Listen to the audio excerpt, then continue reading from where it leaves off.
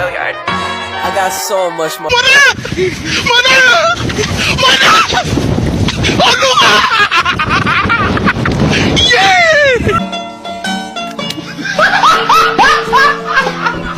Are you ready, kids? Aye, aye, Captain! I can't hear you. Aye, aye, Captain! Oh! Fucking design on right now. Break it down, bring it back, make it clap. I got 3 old thoughts, new block, where that thing. Bitches on my line, and you know.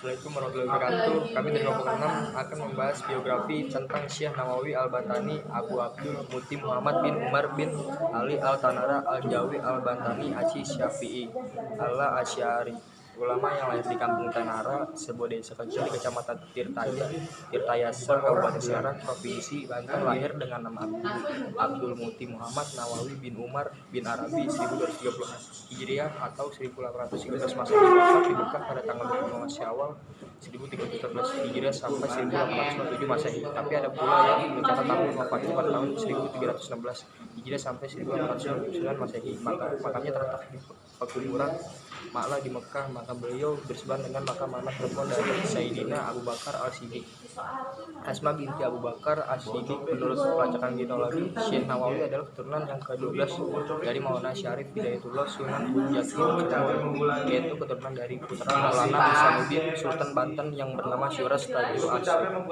Nasabnya bersambung dengan Nabi Muhammad SAW melalui Imam Ja'far As-Siddiq, Imam Muhammad Al-Baqir, Imam Al-Zainal Abidin, Sayyidina Husain, Fatimah Zahra. Ibunya adalah Jubaidah asal Tanara. Syekh Nawawi merupakan anak tertua dari 4 bersaudara laki-laki, yaitu Ahmad, Said, Tamin, Abdullah, dan 2 saudara perempuannya, Syakila dan Syahriya.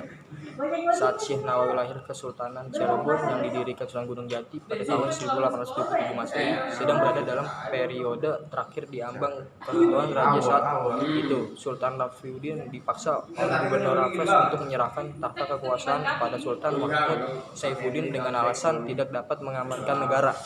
Pendidikan Syekh Nawawi Al-Bantani. Awal perjalanan intelektual Syekh Nawawi dimulai saat dia berumur 5 tahun, yang langsung belajar di bawah asuhan ayahandanya bersama-sama saudara kandungnya. Syekh Nawawi mempelajari tentang pengetahuan dasar bahasa Arab, fikih, tauhid, Al-Quran, dan tafsir. Ketika berumur 8 tahun dimulailah penggembarannya untuk mencari ilmu di Jawa Timur.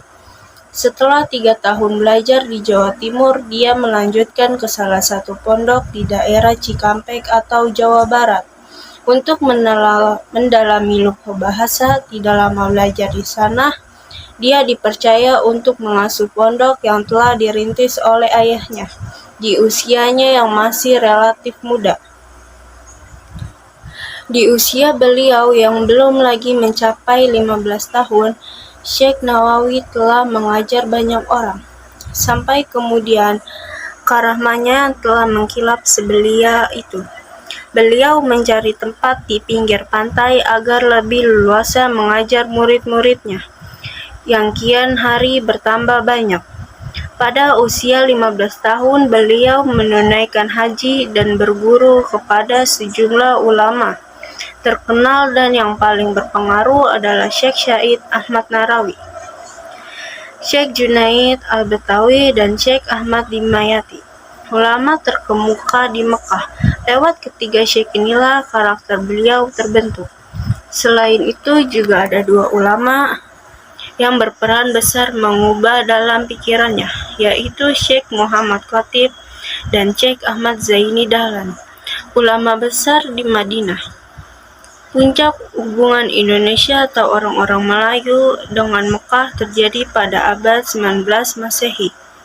Karena pada saat itu banyak sekali orang Indonesia yang belajar di Mekah. Bahkan tidak sedikit di antara mereka diberi kesempatan mengajar di Masjidil Haram, seperti Syekh Nawawi Al-Bantani, Syekh Mahfudz Al-Turmusu asal Tremas, Pacitan, Syekh Ahmad Khatib Al-Minangkabi asal Minangkabau, Syekh Mutaharam asal Banyumas, Syekh Bakir asal Banyumas, Syekh Asy'ari asal Bawean, dan Syekh Abdul Hamid asal Kudus. Adapun yang mewarnai pemikiran pendidikan Syekh Nawawi yakni pertama, latar belakang pendidikan agama seperti pesantren. Pengetahuan agama beliau selalu mengutip Al-Quran dan As-Sunnah dan riwayat-riwayat lain beserta perawinya, serta terdapat ulama terkemuka. Kedua, peran guru-gurunya juga mewarnai pemikiran dan kepribadiannya.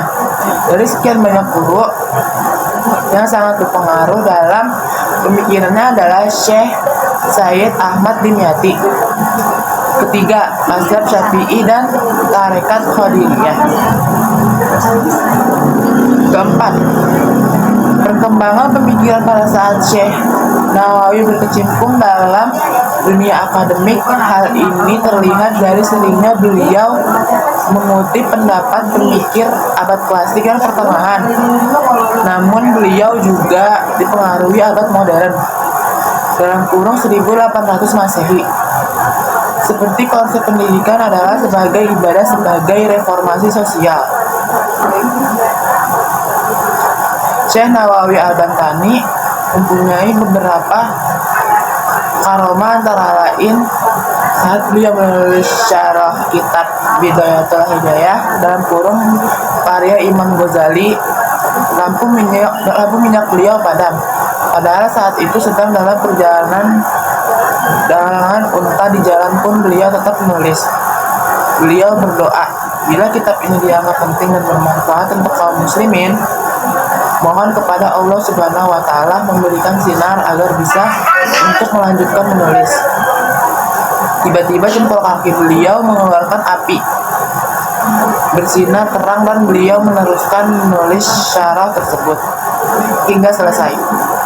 Bekas api itu pun membekas pada jempol beliau. Dan ketika pemerintah Hijaz memanggil beliau untuk dijadikan tentara, ternyata beliau ditolak karena ada bekas api pada jempol beliau. Terima kasih. Syekh Nawawi mempunyai 3 posisi utama yang membuat namanya diperhitungkan banyak kalangan. Pertama, sebagai ulama yang sangat produktif dalam menulis dan mempunyai banyak karya. Bahkan ada yang bilang sampai ratusan judul bukunya. Kedua, Syekh Nawawi merupakan salah satu pusat jaringan ulama dan pesantren. Ini dapat dilihat dari sejarahnya. Dia belajar di Mekah, kemudian tidak sedikit orang yang berguru kepadanya. Disinilah dia menjadi semacam puncak dari sumber tradisi pesantren. Ketiga, Syekh Nawawi adalah ulama Jawi yang bermukim di Mekah dan mendapatkan banyak ilmu serta pengakuan dari dunia internasional. Karya-karya Syekh Nawawi Al-Bantani. Syekh Nawawi termasuk penulis yang banyak melahirkan karya.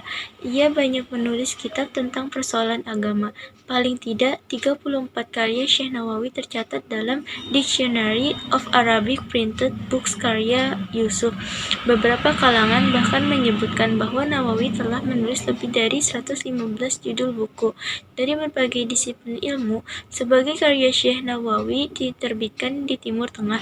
Dengan karya-karyanya ini, ia ditempatkan sebagai syahid ulama Hijaz hingga kini. Selanjutnya, kitab-kitabnya itu menjadi bagian dari kurikulum pendidikan agama di seluruh pesantren di Indonesia, bahkan di Malaysia, Filipina, Thailand, dan juga Timur Tengah. Karya-karya besar Nawawi yang gagasan dan pemikiran pembaharuannya berangkat dari Mesir. Sesungguhnya terbagi dalam 7 kategori bidang, yakni bidang tafsir, tauhid, fikih, tasawuf, sejarah nabi, bahasa, dan retorika. Hampir semua bidang ditulis dalam beberapa kitab kecuali tafsir yang dituliskan hanya untuk kitab. Dari banyaknya karya yang ditulis ini dapat jadi bukti bahwa memang Syekh Nawawi adalah seorang penulis produktif multidisiplin. Beliau banyak mengetahui semua bidang keilmuan Islam. Luasnya wawasan pengetahuan Nawawi yang tersebar membuat kesulitan bagi pengamat untuk menjelajah seluruh pemikiran secara komprehensif utuh dalam beberapa tulisan. Seringkali Nawawi mengaku dirinya sebagai penganut teologi asy'ari. Wafat beliau. Syekh Nawawi wafat di Mekah pada tanggal 25 Syawal 1314 Hijriah atau 1897 Masehi. Makamnya terletak di Jannatul Mu'alla, Mekah. Makam dia di bersebelahan makam anak perempuan dari Sayyidina Abu Bakar As-Siddiq, Asma binti Abu Bakar. Itu saja yang dapat saya sampaikan. Assalamualaikum warahmatullahi wabarakatuh. Bring it